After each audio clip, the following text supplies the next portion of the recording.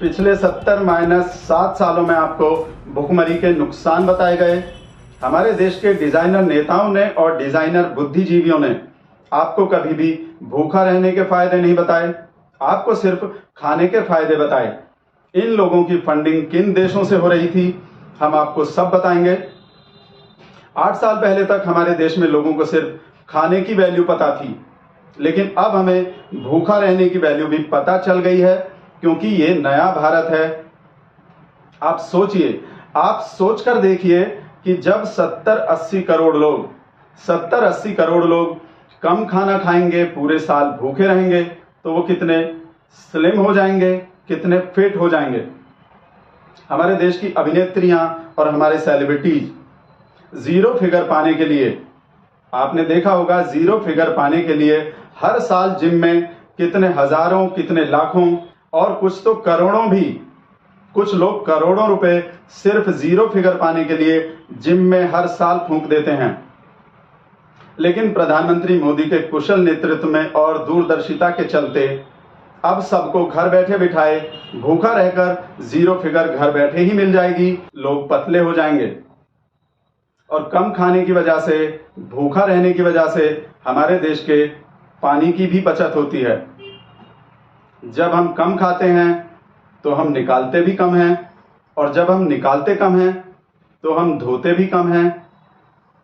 अब आप समझ सकते हैं, आप अंदाजा लगा सकते हैं कि जब हम धोएंगे कम तो पानी की कितनी ज्यादा बचत होगी। यानी भूखा रहने से हमें जितने नुकसान होते हैं उससे ज्यादा हमें फायदे होते हैं। ब्लैक नहीं व्हाइट लाई में हम आगे आपको अमेरिका के एक ऐसे इंसान की कहानी दिखाएंगे, आपको ऐसे इंसान की कहानी बताएंगे जिसकी मौत सिर्फ ज्यादा खाने की वजह से हो गई थी।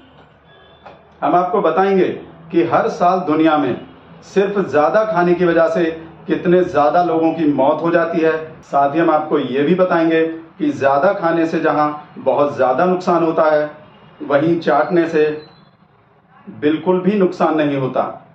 जितना ज्यादा आप चाटते हैं उतना ज्यादा आप खुश रहते हैं, उससे उतना ही ज्यादा आप देश के विकास में योगदान करते हैं। और हम ये आपको अपने अनुभव से बता रहे हैं, ये कोई हम सुनी सुनाई बात नहीं बता रहे हैं। आपको पता ही है कि लोग भूखा रहते हैं, साल में कई बार 9 दिन तक व्रत रखते हैं, उपवास रखते हैं। कुछ लोग तो महीने भर तक भी उपवास रखते हैं। तो अगर आप पूरे साल भूखा रहते हैं, आप कम खाते हैं, तो आप ये क्यों नहीं सोचते कि आप पूरे साल का उपवास कर रहे हैं, आप पूरे साल व्रत रख रहे हैं, और वो भी पूरे अपने देश की भलाई के लिए। आप ये सोचिए कि हम अपने देश की भलाई के लिए उपवास रख रहे हैं, जिससे हमारे देश का विकास होगा। आपको पता है, और आपको हम बताना चाहते हैं कि दुनिया के बहुत बड़े बड़े लोग भूखा रहते थे। महात्मा गांधी भी बहुत बार भूखा रहते थे। आपको पता है उन्होंने कितनी बार भूख हड़ताल की थी। भगत सिंह भी भूखे रहते थे। यानी बहुत बड़े लोग, दुनिया के बहुत महान लोग भूखा रहते थे। यानी भूखे रहने में और महानता में सीधा सीधा संबंध है। जो जितना ज्यादा भूखा रहेगा वो उतना ही ज्यादा महान होगा और अपने देश के विकास में उतना ही ज्यादा योगदान देगा। अभी वक्त हो गया एक सूसू ब्रेक का। ब्रेक के बाद आपको बताएंगे हिंदी में MBBS करने के फायदे। The decision by the Indian government to revoke Article 370 of the Indian Constitution is simply unacceptable. This is the special clause and guarantee that guarantees special status to Jammu and Kashmir. Suspending this clause is unprecedented and dangerous at a time when what we need is cool heads, calm, and a pathway to justice. India has now deployed tens of thousands of troops to what is already one of the world's most militarized zones. Just as bad, we have now had the total suspension of landlines, of mobile coverage and internet coverage. We've got now a land in lockdown, a communications blackout, which is deliberately intended to try and stop the world looking in and seeing what is going on. This strategy is without honour, it is shameful, it is dangerous, and we must now unite around the world to send a clear message to the Modi government in India.